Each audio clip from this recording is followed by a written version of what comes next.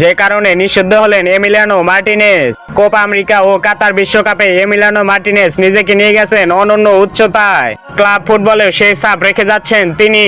তবে নিজেকে সামলানোর ব্যাপারে বেশ উদাসীন এই তারকা।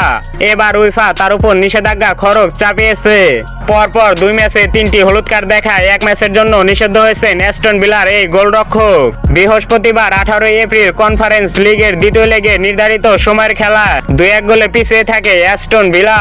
তবে 2 লেগ মিলে ব্যবধান 3-3 হওয়ায় ম্যাচ গড়ায় টাইব্রেকারে, যেখানে গোলবারে বাজিমাত করেন মার্টিনেজ। দুর্দান্ত 2টি পেনাল্টি সেভ করে দলকে নিয়ে যান সেমিফাইনালে।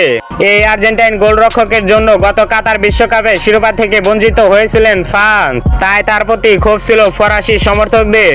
লিলের সমর্থকরা শুরু থেকে তাকে দুধনি দিচ্ছিলেন। সেটার জবাব তিনি দিয়েছেন লিলের হয়ে প্রথম পেনাল্টি নিতে আসা নাবিল বেতালেবের শট ঠেকিয়ে। এ সময় লিলের সমর্থকদের উদ্দেশ্যে তিনি চুপ থাকার ইশারা করেন।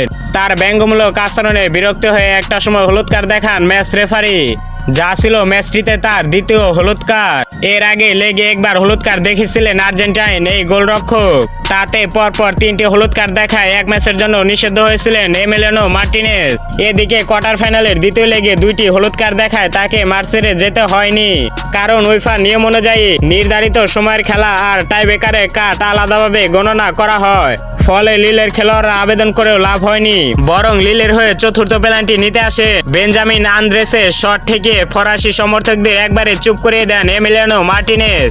ঠিক যেন কাতার বিশ্বকাপের পুরোনায় ভিত্তি করলেন, আর তাতে 4-3 ব্যবধানে জিতে ইউরোপা কনফারেন্স লিগে সেমিফাইনাল নিশ্চিত করেন ইংলিশ ক্লাব অ্যাস্টন ভিলা।